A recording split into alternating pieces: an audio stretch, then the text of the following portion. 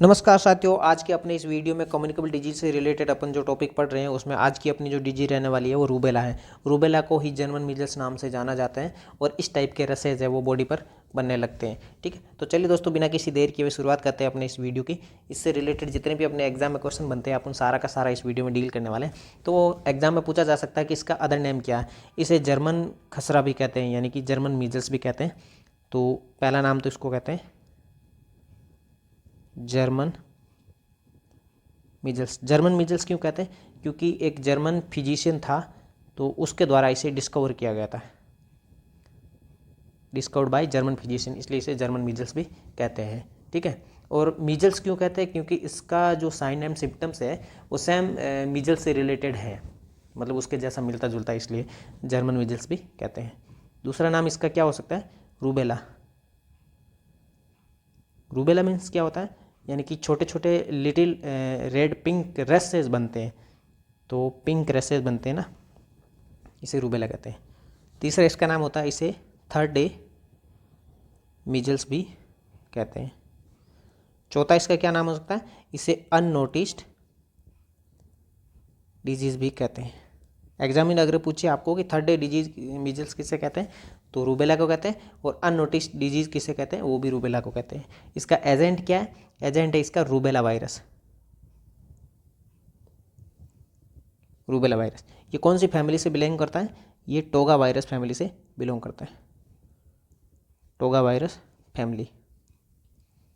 ठीक है, इसके बाद में अपना एग्जामिनर जो अपने को क्वेश्चन पूछ सकता है कि रूबेला का इंक्यूबेशन पीरियड कितना होता है, तो 14 से 21 दिन ये इसका इंक्यूबेशन पीरियड होता है। इसका मोड ऑफ ट्रांसमिशन क्या हो सकता है? एक तो होता है ड्रॉपलेट, ड्रॉपलेट यानी कि रेस्पिरेटरी ट्रैक्ट के द्वारा होता है, infected by respiratory tract.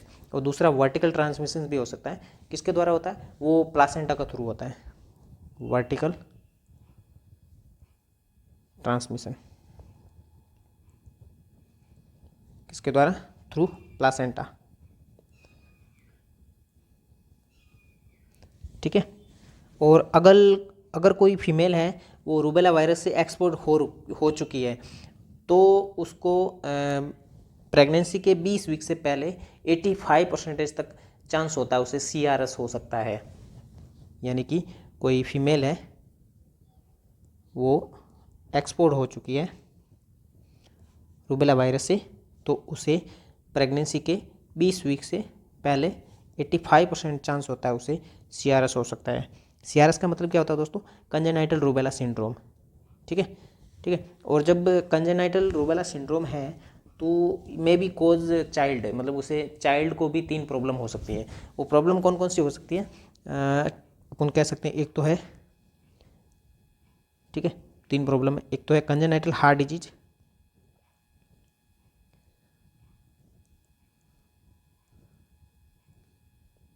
Congenital heart disease. दूसरा है बच्चों को कैटरेक्ट हो सकता है। तीसरा है उसे सेंसरी न्यूरल डीफनेस। ठीक है, ये हो सकता है। इसके अलावा एग्जामिनर अपने से क्वेश्चन पूछा जा सकता है कि इसका होस्ट कौन सा है, रूबेला का होस्ट क्या है। तो मोस्टली चाइल्ड में होता है ये, मोस्टली चाइल्ड का ये होस्ट होता है, जिसे मतलब चाइल्ड की एज ग्रुप है वो 3 से 10 साल, यानी कि चाइल्ड इसका एज ग्रुप है 3 से 10 साल।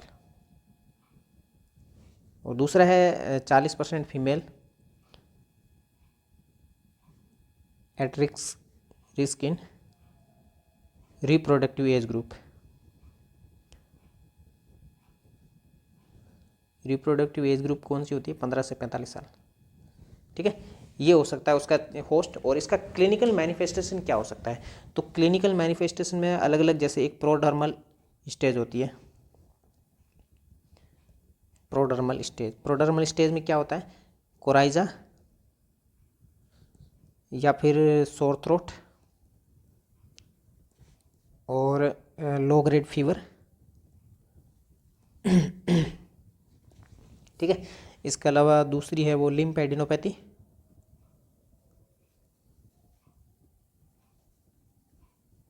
ठीक है, ये भी हो सकता है। इसके अलावा क्या हो सकता है? तीसरा है कि दाने आएंगे, रश अपीयर। ठीक है, दाने किस टाइप के होंगे? पिंक, माइन्यूट एंड डिस्क्रिएट, इस टाइप के ये दाने स्टार्ट हो जाएंगे। ठीक है, और दाने जब स्टार्ट होंगे ना, ये फेस से स्टार्ट होंगे और पूरी बॉडी में फैल जाएंगे। ठीक है, कब तक फैलेंगे? ये 3 से 5 दिन के अंदर पूरी बॉडी पर ये फैल जाएंगे। ठीक है, इसके अलावा एग्जामिनर अपने से क्वेश्चन पूछा जा सकता है, इसका डायग्नोस्टिक एवोल्यूशन क्या होता है? तो एक होता है confirmatory test, confirmatory test. Confirmatory test क्या होता है? HAI। इसका मतलब क्या होता है? ये होता है हीमएग्लूटिनाइजेशन इनहिबिशन टेस्ट। फुल फॉर्म है आपकी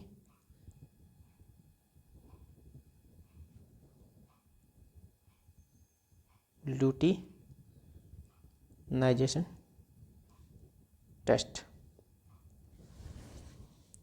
हीमएग्लूटिनाइजेशन इनहिबिशन टेस्ट। ठीक है, ये होता है।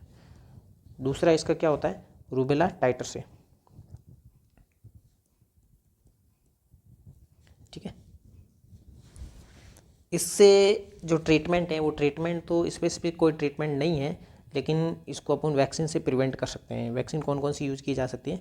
वैक्सीन है इसमें RA27/3, ये 1962 में आई थी और इसका 0.5 ml सबक्यूटेनियस रूट से लगाते हैं।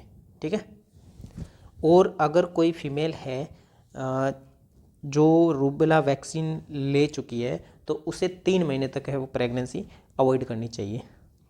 रूबेला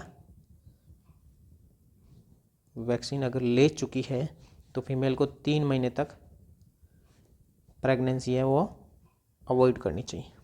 ठीक है,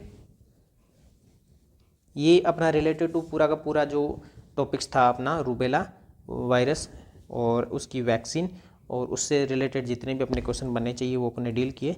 अगर आपको किसी प्रकार का कोई डाउट है तो आप मुझे कमेंट करें। ठीक है, और वीडियो अगर पसंद आ रहा है तो आप मेरे को वीडियो को लाइक करें, चैनल को सब्सक्राइब करें। ठीक है, मिलते हैं एक नई वीडियो के साथ में, तब तक के लिए जय हिंद, जय भारत, थैंक यू।